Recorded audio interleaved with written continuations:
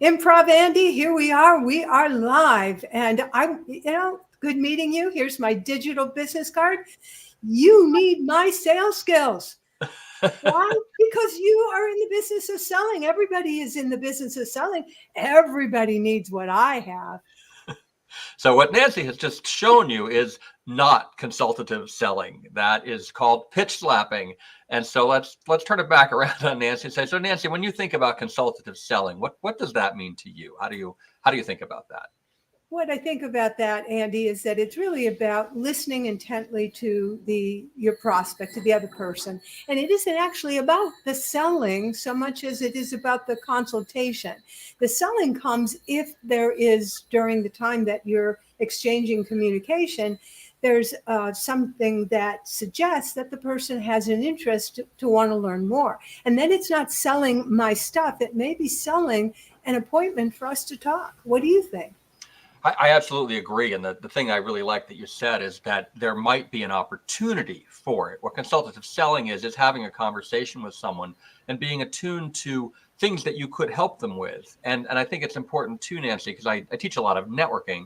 And what people forget about networking is that if you're on a call with someone and they have a particular issue, you may know someone that can help them with that, right? And that is also helping them, right? It's not selling your services, but it's helping someone else. And I just had that. I was talking to a potential client this afternoon, and she's looking for help with blogging. And I know a bunch of people who write blogs for people. And so she's like, do you charge for that? I'm like, no, that's networking. Like, I'm going to refer them to you and you get to decide which one you like. But it's really nice. And she hasn't signed up for any of my stuff yet. I gave her some advice, but there was no, and I even said to her, I was like, it's not right for my program right now. Like, she's not in the right place for the program.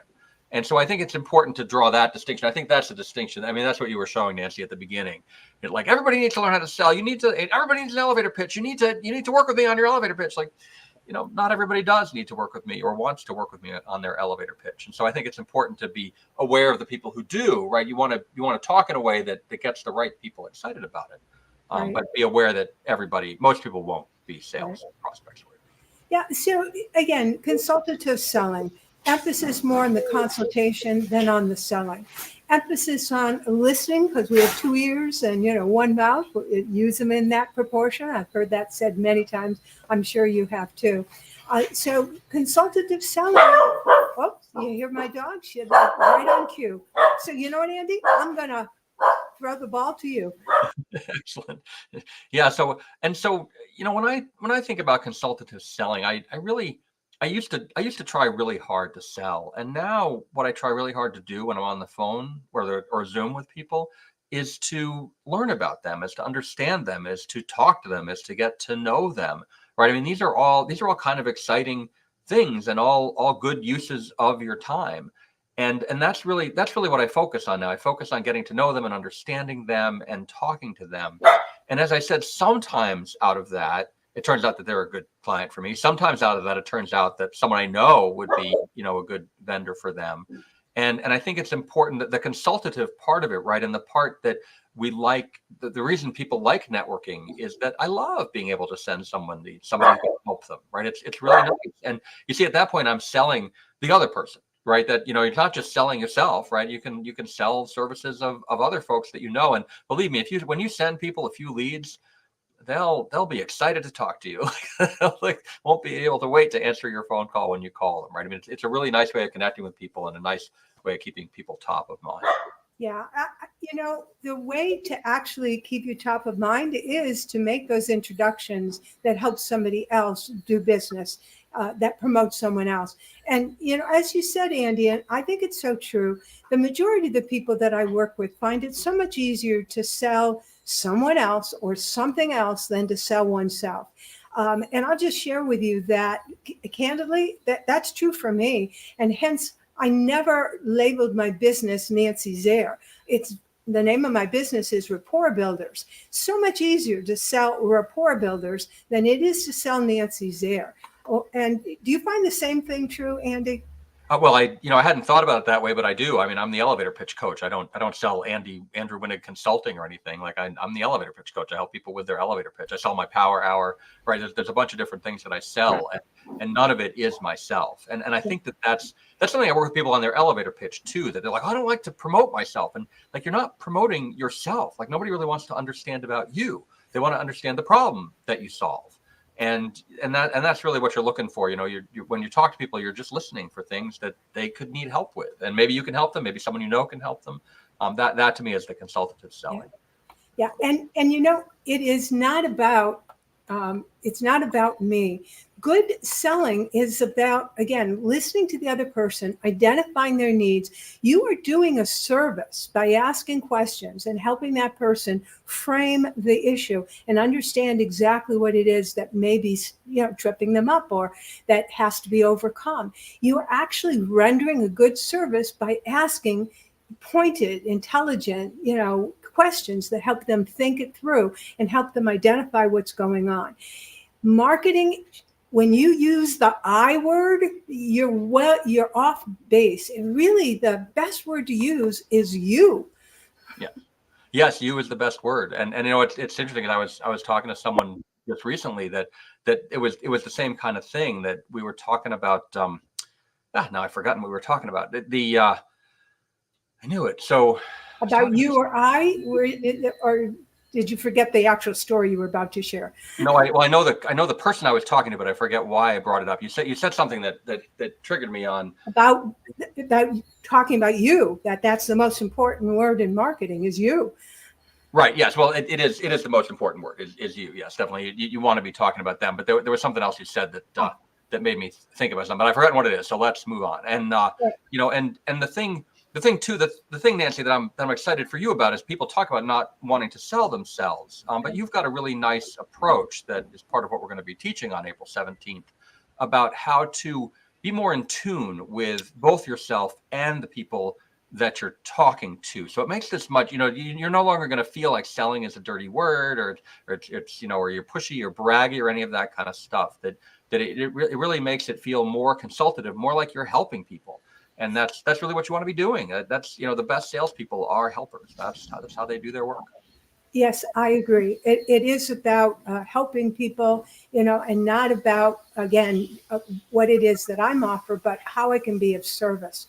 And for those of you who are wondering, maybe you resonate. You don't want to be pushy, aggressive, and salesy. My approach is buyer oriented. And that's basically where Andy's coming from too.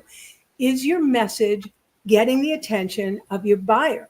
And not only getting their attention, but like a magnet, pulling them in your direction so that they say to themselves, wow, I need to know more about what it is you do.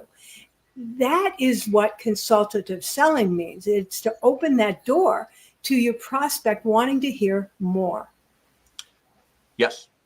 Yeah, it's about, and the messaging and the messaging comes from both sides, right? The marketing messaging has to draw them in, and the sales messaging also has to draw them in. And again, it's not sales the way most people think of, sales, a 4-letter word kind of thing. It's about being authentic and resonating with them and talking the language that they expect to hear, right? I mean, I know so many people who think everyone buys the way that they buy. They're like, oh, well, I spend months thinking about this thing and looking at all different things, and then you miss out on the folks that are ready to pay you now. Like I say, I hate to disappoint people. If they're looking to give me their credit card, I want to be ready to take their credit card. So it's good to be, again, it's good to be aware of your style, and then good to be aware of other people's styles so that you can match the style correctly. Yeah, and talking about match your style, that's exactly why we're here talking, to let you know about a program that you may find beneficial, match your message to your market. It's about knowing who the audience, the ideal prospect is, being able to identify their particular buying style, what are the words that resonate, the values that resonate with your audience, and then framing your message, especially that initial introductory message, because that's where people either say to themselves, I want to get to know you further, or they close the door and they say to themselves, oh, that's another, and they put a check mark next to your occupational category. You don't want to be a check mark. You want a neon lights flashing saying, get to know me, get to know me, get to know me. Yep, and I'll say like that one of the really cool things about this workshop we're doing is that it's a roll up your sleeves kind of workshop. Like you will leave with knowing your ideal market, knowing your ideal customer. And again, it's not a sit down and think about it. We have exercises. You'll get at it really quickly and you'll know exactly who they are and how to talk to them. And then we work through a bunch of different messaging for those clients. And so again, it's not, that there's, if you want to be one of the featured people, we have some stuff you can do in advance to, send us the information we need. And we share that with the folks that sign up. But anybody who comes, you'll actually learn a lot. You'll learn how to figure out what their styles are. You'll figure out your style, then we'll work on the messaging that matches those styles. So Nancy, I'm so excited to work with you on this. Me too. And just to remind people, April 17th, the seats are filling up. We want you to be present. It is a workshop with a lot of fun, a lot of elements of surprise and inspiration. And as Andy says, you're going to leave with practical stuff. So match your message to your market. Andy just put in the chat there the link. Please join us. Anything more? Nope, I think that's great. It's going to be really fun. And again, I love the clarity of it, right? It's like knowing what your focus is, knowing what your message is focused on. That makes it really easy to put together all your marketing materials and bring people in. And again, you'll walk away with this with a lot of clarity on the work that you're doing. And I just realized, Andy, we never introduced ourselves. So for those who are wondering, as we are saying sayonara for right now, goodbye, I'm Dr. Nancy Zare. I am the sales whisperer. I'm Andrew Winig. I am the elevator pitch coach, and we look forward to seeing you and working with you on April 2nd.